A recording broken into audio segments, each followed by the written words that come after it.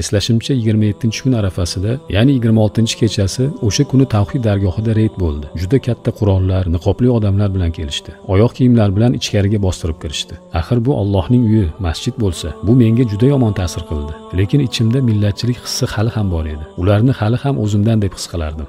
Albatta, bu orada men bolalarim bilan ba'zi masalalarda kelisha olmasdim. Chunki meni millatchilik odatim bor edi. Chunki haqiqiy din biz yashayotgan din emas ekan. Bu ishlar faqat namoz bilan bitmas ekan. Oldin faqat juma namozini o'qirdik. Keyin 5 mahal namoz o'qiy boshladik. Umraga bordik, hajga bordik. O'ylardikki, shunday jannatga kirib ketamiz. Aslida unday emas ekan. Shunaqa bir holat bo'ldiki, qalbim qattiq junbushga keldi. Odamlarni birma-bir kameraga olishardi. Bittalab hujjatlarini tekshirishardi. Keyin men ulardan birini yonimga o'tkazdim. Ularning hammasi oddiy kiyimda edi. Ismim Irfon. 1968-yilda Samsunda tug'ilganman. Ota-onam esa Trabzonda tug'ilganlar. 1991-yilda Fransiyaga, Parijga ketdim. U yerda opam bor edi. Shuning uchun u yerga bordim. 94-yilda turmush qurdim. 95-yilda esa birinchi egizak farzandlarim tug'ildi. Men har doim qalbimda Alloh haqida o'ylaydigan inson bo'lganman. Bolaligimdan shunday edim. Chunki juda kichik yoshimda akamni yo'qotganman. Farzandlarim ulg'aygach, bilganimcha ularga oxirat haqida tushuntirardim. Ular o'zlari ham mustaqil izlanishga kirishishdi. Yillar o'tib namoz o'qiy boshlashdi. Bizdan so'rashardi: "Nega siz namoz o'qimaysiz? Namoz o'qimasangiz do'zaxga tushishingizni bilmaysizmi?" Biz esa aslida bunday o'ylamas edik. Ya'ni men juma namozini o'qirdim. Chunki bizni ishonchimizga ko'ra namoz o'qiydigan inson albatta jannatga kiradi deb bilardik. 2013-yilda turmush o'rtog'im bilan birga 5 mahal namoz o'qiy boshladik. Allohga shukr. Bu hol farzandlarimizning rivojlanishiga juda yaxshi ta'sir qildi. Chunki umumiy bir nuqtamiz paydo bo'ldi. Farzandlarim asta-sekin islomni yanada chuqurroq o'rganishga kirishdilar. Savol bera boshlashdi, kitob o'qishdi, arab tili darslarini boshlashdi. Albatta, ular 13-14 yoshga kirib, balog'at davriga yetganda ularni kuzatib bordik. Biz izlanish ichida edik.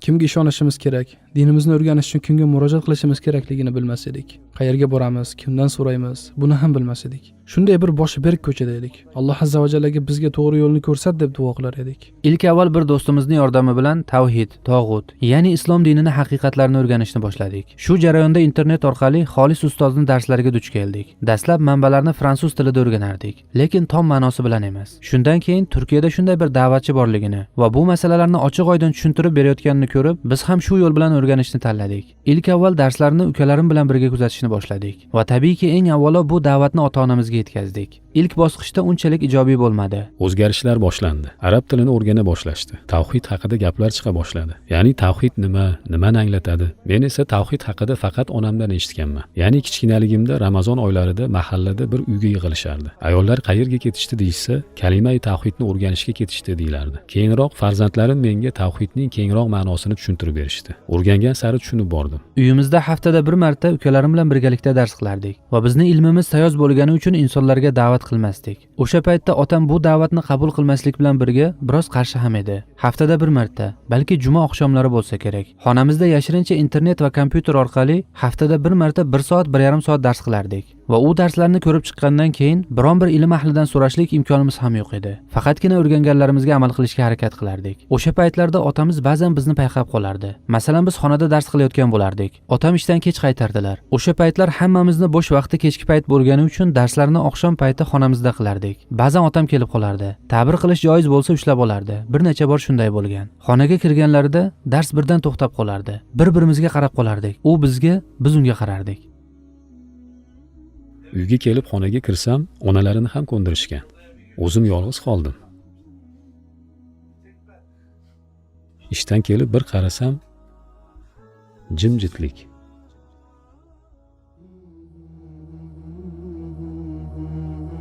Namoz o'qiymiz-u, lekin ichimizda qandaydir bo'shlik bo'lardi. Nima qilsak ekan? Qanday qilib Allohga yanada yaqinroq bo'lsak bo'ladi degan o'yda bo'lardim. Bu orada bolalar ham katta bo'lib qolishdi. Bizni ham yoshimiz o'tib borardi. Men bir vaqtlar Parijda bir tasavvuf jamoatining Parijdagi vakillari bilan birga ishladim. Restoranda donar kesardim. Uylarda bo'ladigan diniy suhbatlarga borardik. Lekin u suhbatlarda aytiladigan gaplar Alloh va Rasulidan bo'lmasdi. Odamni qoniqtirmasdi. Faqat cho'pchaklar, hikoyalar. Dars qilmaydigan bo'lsangiz, ustoz buni ko'rib turibdi.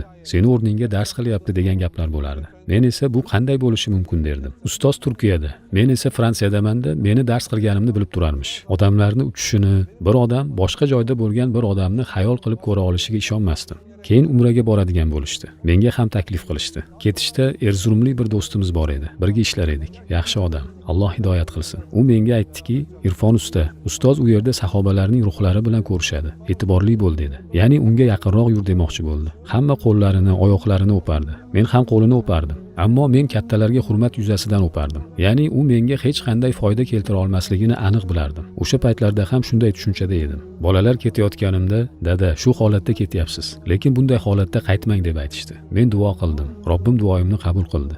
Qaytdim va bolalar bilan birga hajga bordik. Albatta, hajda chodirlarda duo qilasan, tavba qilasan va shunga o'xshash ibodatlar bo'ladi. Ammo bolalar biz bilan birga ibodat qilmasdilar.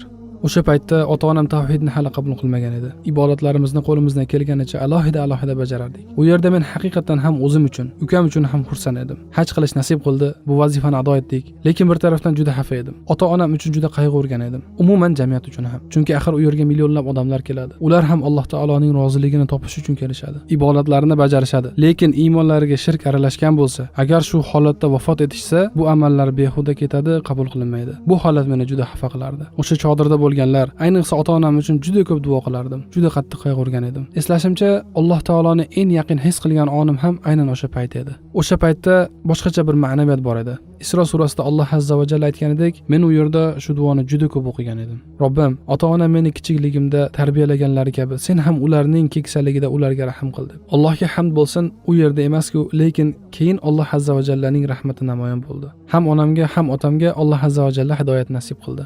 Alloh nozil qilgan narsa bilan hukm qilmaganlar ana o'shalar kofirdirlar deyiladi. Moida surasi 44-oyat. Endi men shu oyatga ko'ra qanday qilib saylovda ovoz bera olaman? Ma'lum bir davrga kelib men tushundim. Chunki bolalarim noto'g'ri ish qilmasliklarini bilardim. Shuning uchun ular menga, "Dada, qanday ketayotgan bo'lsangiz shunday holatda qaytmang" deyishdi. Men u yerda chekishni tashladim. Keyin aytganimdek hajga bordik. Albatta, bu orada men bolalarim bilan ba'zi masalalarda kelisha olmasdim. Chunki meni millatchilik odatim bor edi. Ya'ni meni o'tmishim shunaqa. Chunki bizni islomga moyilligimiz bor edi. Bunga eng yaqin yo'l esa yo Rafah partiyasi a'zosi bo'lasan yoki millatchi. Bizda millatchilik tushunchasi bor edi. Bolalarimning ba'zi tushuntirishlari menga tahdidli tuyulardi. Ular tog'ut haqida gapirishdi. Men esa tog'ut degan so'zni umuman eshitmagan edim. Alloh nozil qilgan narsa bilan hukm qilmaganlar kofir bo'lishini aytishdi. Xo'sh, buni kim aytayapti? Alloh aytayapti. Kitobni ochib ko'rsatishdi. Qaradik. Sekin-asta kitobga bo'lgan qiziqishim ortib bordi. Chunki men ilgari kitob o'qiydigan odam emasdim. Kichkinaligimda Robinson Kruzo kitobini bir necha marta o'qigandim xolos. Shunday qilib hadis va oyatlarni o'rgana boshladik. Bir yil masjidning do'konchasini yuritdim. Shundan keyin taksichilik qila boshladim. Ammo bu orada tavhidni ancha chuqur o'rganib chiqdim.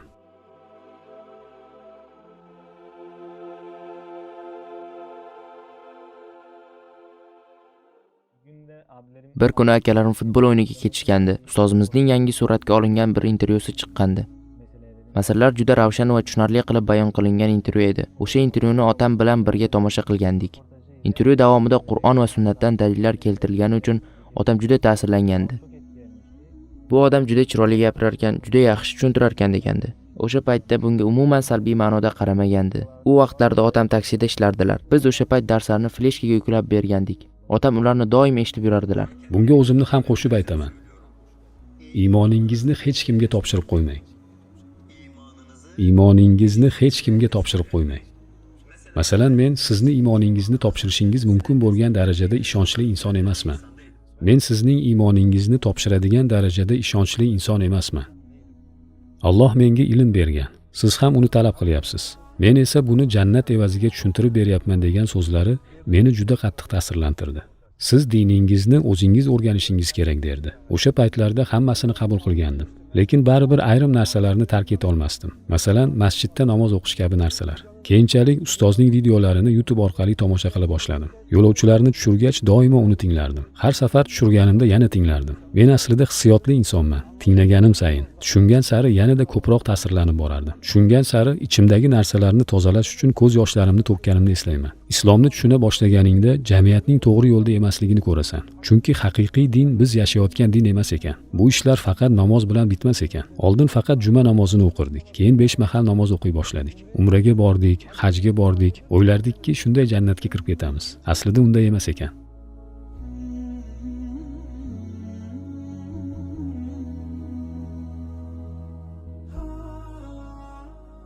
Allohga hamd bo'lsin, taksichilik davrimda tavhidni ancha o'rgandim. Qiziqish ham ortdi. Taksichilikni boshlaganlaridan keyin kechqurun uyga kelib bizdan so'rardilar. Shunday masala bor, bu nima? Va shunga o'xshash savollar berardilar. Shunda biz Allohga hamd bo'lsin, asta-sekin haqiqatni qabul qilayotganlarini tushundik.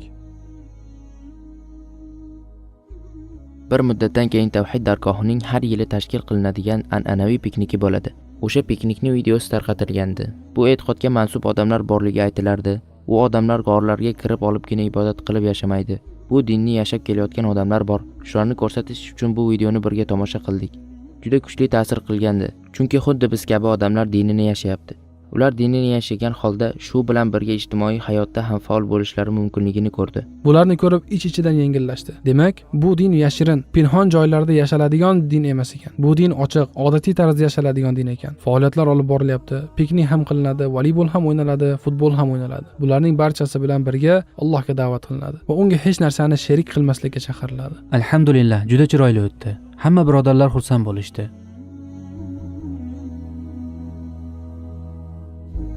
Bolalarning aqidasi tom ma'noda o'rnashib bo'lgan edi. Ayni e'tiqodda bo'lgan odamlarni izlashardi. Avvalo Turkiyadan izlashdi. Chunki Fransiyada juda turli tuman guruhlar, juda ko'p xilma-xil jamoatlar bor. Allohga shukr, tavhid dargohini topishdi. Ular bilan fikrlari bir xil edi. Biz ta'tilga kelganimizda bojam qarshi tarafda yashardi. Ular mashinada u yerga borishgan, o'rganishgan. U joydagilar qanday fikrda ekanliklarini, qanday tushunchaga ega ekanliklarini chuqur o'rganishgan. Qarasalar fikrlari bir xil ekan. Ya'ni Qur'on va sunnat, boshqa hech narsa yo'q. Ta'biri joiz bo'lsa, qo'l o'pish yoki shunga o'xshash narsalar yo'q. Faqat ibodat bor. Allohga ibodat qilish bor. Keyinchalik bolalar menga tushuntira boshlashdi. Biz qaytdik, Fransiyadamiz.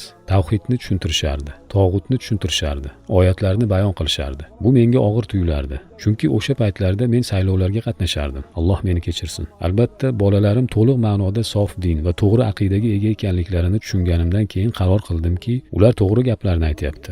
Endi men ham biror narsa qilishim kerakligini angladim. Fransiyaga qaytib kelgach, ortiq bu yerga ko'chib kelish va hayotimizni shu yerda davom ettirish rejalarini qila boshladik. Otam hali tom ma'noda iymonda emasdi. Faqat qabul qilishlikni ilk bosqichlarida edi. Lekin u yerda uzoq muddat qolishimizni unchalik mumkin emasligini sezgandik. Oldimizda aniq bir yo'l ko'rmaganimiz uchun u yerda qiladigan ishimiz ko'p emasligini va buni boshqa joyda davom ettirishimiz kerakligini tushungandik. Aslida izlanish allaqachon boshlangandi, lekin qayerda bo'lishini aniq bilmasdik. Allohga shukrlar bo'lsin, ustozimiz bilan tanishgandan keyin tavhid dargohi bilan ham tanishdik. Shundan keyin bolalar bu yerga kelishga qaror qilishdi. O'g'lim Mikoil egizaklardan biri keldi va tavhid dargohi haqida ma'lumot oldi. Ya'ni qanday qilamiz, qanday yo'l tutamiz, kelamiz, lekin Turkiya sharoitlari qanday, shular haqida ma'lumot oldi. O'sha yerda birodarlar, otangiz va aka-ukalaringiz Ramazon oyida e'tikofga kelsinlar. Ham muhitni ko'rishadi, ham birodarlar bilan, odamlar bilan tanishishadi deb aytishgan. Biz ham borishga qaror qildik. Albatta bu jarayon oson bo'lmadi. Natijada tug'ilib o'sgan joyimiz, 20-25 yil yashagan yurtimiz, tanish bilishlarimiz, do'stlarimiz hammasi u yerda. Ajralish hissi yoqimli tuyg'u emas. Xuddi sevgilingizdan ayrilgandek bo'ladi. Har holda yashab turgan tuproqdan, farzandlaring tug'ilgan uydan ajralyapsan. Bu yoqimli tuyg'u emas. Lekin boradigan joying juda chiroyli. Undan ham go'zal. U yerda umid bor. U yerda nur bor. U yerda kelajak bor. Ya'ni tark etayotgan narsalaringdan ustunroq bo'lib chiqadi. Qachonki biz qadam tashlaganimizdan keyin muhaqqaq Alloh azza va jalla yordam berdi. Chunki biz rejalar qilardik, lekin har doim ham qog'ozga yozilganidek bo'lavermaydi. Ya'ni kelgandan keyin bu yerda qanday yashaysiz? Ijara pulini qanday to'laysiz? Qayerda ishlaysiz? Butun boshli bir oila, 6 kishi kelganmiz. U yerdagi uyni tark etgansiz. U yerdagi ishingizni tashlagansiz. Hijrat ham aslida shuni taqozo qiladi. Allohning dini uchun tartibingizni, molingizni, joningizni, sevganlaringizni Alloh uchun tark etsangiz, Alloh azza va jalla bularni barchasini albatta qaytaradi. Biz ham bu yerga kelganimizdan keyin bularga shohid bo'ldik. Har bir qiyinchiligimizning ortidan bir yengillik kelardi. Albatta bu Allohning yordami edi. Farzandlarim bir vaqtning o'zida ham malaka oshirib, ham o'qishardi. Keyin maktabni tashlashdi. Men ham qabul qildim. Chunki ular noto'g'ri ish qilmasliklarini bilardim. Bu maktablarda o'qib bo'lmasligini, u yerda to'g'ri ta'lim olinmasligini menga tushuntirishdi. Aynan o'sha paytlarda biz bu yerga kelishni aniq rejalashtirgandik. Bu bilan birga qarindoshlarimiz va yaqinlarimiz bundan xabar topishgach, u yerda nima qilasizlar, qanday yashaysizlar, qanday hayot kechirasizlar? Axir hamma u yerdan bu yerga, Yevropaga kelyapti. Sizlar esa buni teskarisini qilyapsizlar deb tushunishmasdi. Chunki bunga islomiy nigoh bilan qaralmaganda, balki buni tushunish qiyin bo'lsa kerak. Ketmang deyishardi. U yerda yashay olmaysiz, qayerga ketyapsiz deyishardi. Bu yerda hayot qulay deyishardi. Ha, qulay hayot borligi to'g'ri. Lekin qayerga ketayotganimizni tushunishmagan. Inshaalloh tushunib qolishar. 2018-yil Ramazon oyida e'tikofga keldik. E'tikofimiz juda chiroyli o'tdi. Bu menga islomni yanada chuqurroq o'rganishimga va anglashimga sabab bo'ldi. Eslashimcha 27-kun arafasida, ya'ni 26-kechasi o'sha kuni tavhid dargohida reyd bo'ldi. Politsiya tomonidan bosqin qilindi.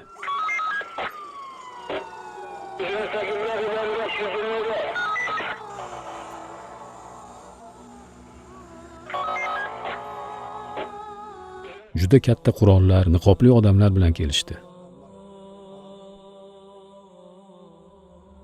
Etiklar bilan, oyoq kiyimlar bilan ichkariga bostirib kirishdi. Axir bu Allohning uyi, masjid bo'lsa, bu menga juda yomon ta'sir qildi. Lekin ichimda millatchilik hissi hali ham bor edi. Ularni hali ham o'zimdan deb his qilardim. Shunaqa bir holat bo'ldiki, qalbim qattiq junbushga keldi. Odamlarni birma-bir kameraga olishardi. Bittalab hujjatlarini tekshirishardi. Bu menga juda og'ir botdi. Men hajga borganimda, umra qilganimda oq kiyim olgan edim. O'sha kiyimda edim. O'sha holatda u yerda edim. Hamma joy-joyiga o'tkazildi. Ba'zilarini bittalab tekshirishdi. Ayrim tahdidga o'xshagan gaplar ham aytishdi. Keyin men ulardan birini yonimga o'tkazdim. Ularning hammasi oddiy kiyimda edi. Keyin yana bir rasmiy politsiya avtobusi ham keldi. Shunda men, sen o'lishingni bilasanmi dedim. U esa bilamiz, hammamiz o'lamiz dedi. Men o'lganimda Alloh mendan bular nega bunday qildi deb so'rasa, Allohga shunday deyman. Ya Robbim, men seni diningni shu yerda yashash uchun keldim. Hatto e'tikof degan ibodat bor. Rasululloh sollallohu alayhi vasallam har Ramazonda buni qilganlar. Oxirgi 10 kunlikda masjidga kirib ibodat qilganlar. Men ham seni diningni yashash uchun shu yerga keldim, ya Robbim. Lekin bular shunday qilishdi deyman. Sendan so'ralsa nima deb javob berasan dedim. U shunday to'xtab o'ylab qoldi. Men qayerdan bilay aka deb o'rnidan turib ketdi. Men nima qilay? Biz buyruqni bajaruvchi qulmiz xolos dedi. Shunda men oramizdagi farqni tushundim. Ya'ni ular buyruq quli, biz esa Allohning quli ekanligimizni angladim. Axir sen ibodat qilyapsan, Allohga ibodat qilyapsan. Ya'ni biz hech kimga emas, faqat Allohga ibodat qilamiz. Men o'sha yerda qaror qildim. Men to'g'ri yo'lda ekanimni angladim. Chunki siyratni o'rganganimda qarab chiqdim. Ibrohim alayhisalomdan boshlab payg'ambarimiz sollallohu alayhi vasallamgacha bo'lgan barcha payg'ambarlar mashaqqat ko'rganini, zulmga uchraganini ko'rdim. Hatto eng yaqinlari tomonidan ham. Demak, bu da'vatni qilayotganlar, bu da'vatni olib kelganlar va davom ettirayotganlar ham xuddi shunday zulmga uchraydi deb o'yladim. Va bu aynan shunday edi. Men qaror qildim va kelaman dedim.